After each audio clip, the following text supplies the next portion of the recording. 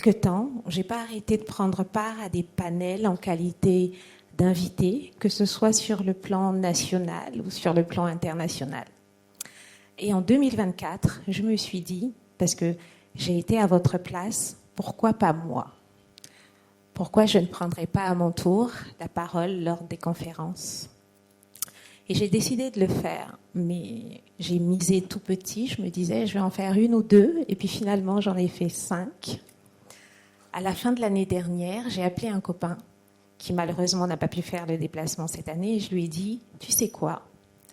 Je ne sais pas comment on va faire, ni comment, ni quand, ni par quel miracle. Mais en 2025, avant de la fin de l'année, je vais faire un TEDx. Alors, je ne misais pas sur le Congo et je suis agréablement surprise, ravie que Domaric et Vanessa aient pu faire venir le TEDx ici. Parce que je visais Paris, je visais Bruxelles. Et je suis contente de pouvoir le faire chez moi, avec les miens, chez nous encore une fois.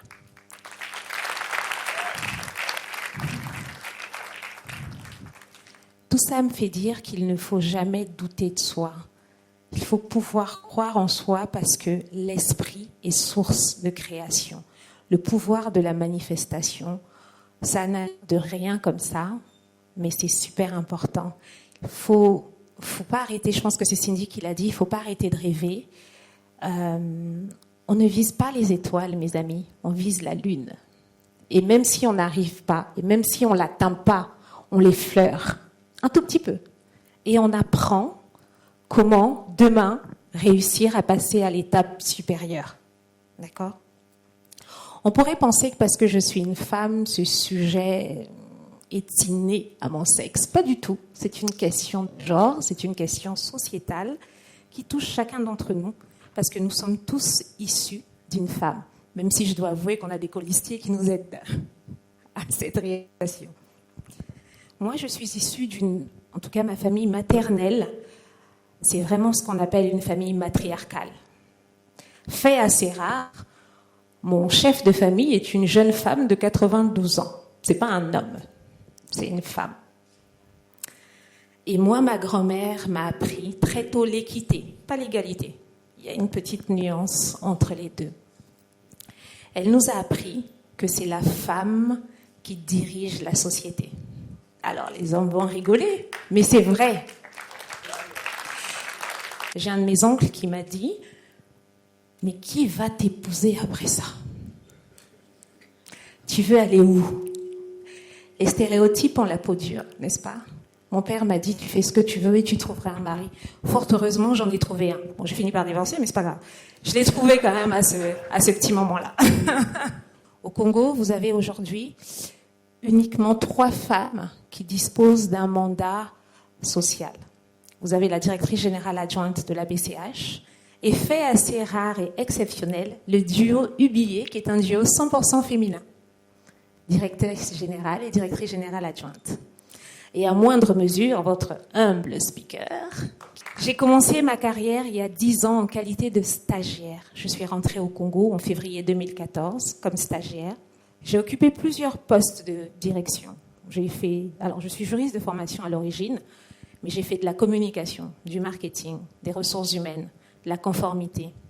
Mais je savais, et je ne peux pas vous dire comment, pourquoi, j'avais la profonde conviction que la 10e année, il se passerait quelque chose dans ma vie. Alors, j'aurais pu démissionner, faire autre chose, mais je savais qu'il se passerait quelque chose. Et en octobre 2024, le conseil d'administration m'a nommée secrétaire générale.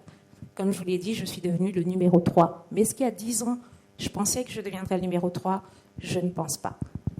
Est-ce que je pensais que je gravirais les échelons ? Oui. Tout simplement parce que j'ai des parents qui, très tôt, m'ont transmis une confiance en moi. Et c'est important d'avoir des modèles. Alors oui, je pourrais vous citer Michelle Obama, parce qu'on la connaît tous et on est toutes fiers d'elle, mais non, moi je vais vous citer ma grand-mère. Ma grand-mère qui était une commerçante au marché, qui avait une étale au plateau de 15 ans. On a gardé d'ailleurs cette étale, ça nous permet de nous rappeler d'où on vient quand on essaie d'avoir un peu la grosse tête. Ma grand-mère vendait des beignets devant chez elle. Mais ma grand-mère a laissé un patrimoine immobilier à ses 3 filles avec ce commerce-là. c'est pour vous dire que c'était une dirigeante en son temps.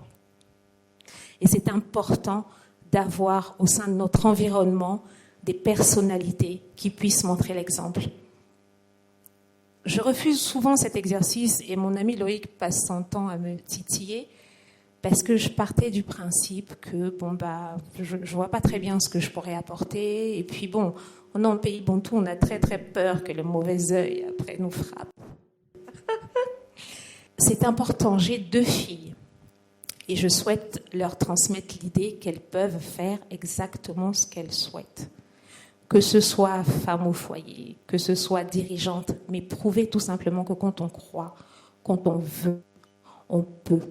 Et ça, c'est le message que je tenais absolument à porter aujourd'hui. Regardez autour de vous, n'allez pas très loin. Des femmes qui dirigent, elles sont autour de vous. On se rend compte effectivement, on n'a pas beaucoup d'exemples. Au Congo, on a 37 ministres aujourd'hui et vous avez 8 femmes qui sont ministres.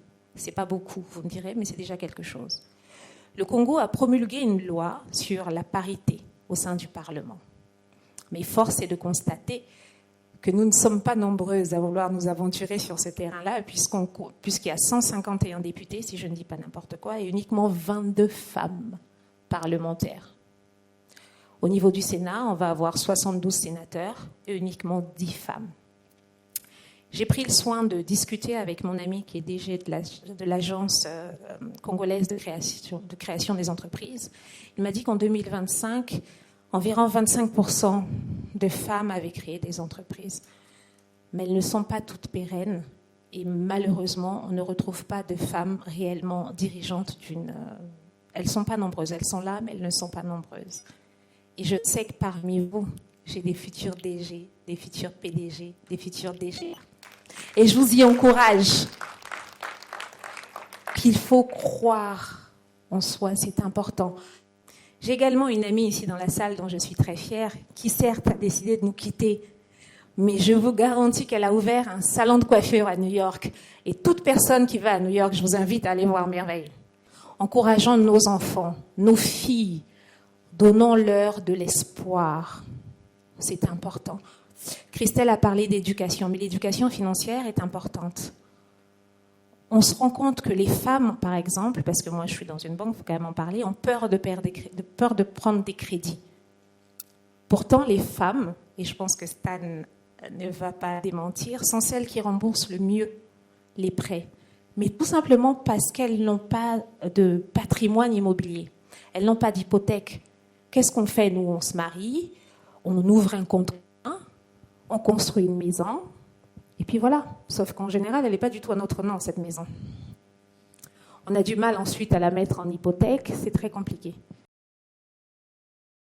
Parler d'éducation financière à nos filles, il faut parler d'éducation financière à nos jeunes adolescentes. Ça commence à la maison, parce que sinon, ça fait de nous des assistés. Et ça, franchement, c'est pas ce que je veux pour vous, mes sœurs, mes femmes qui sont dans cette pièce.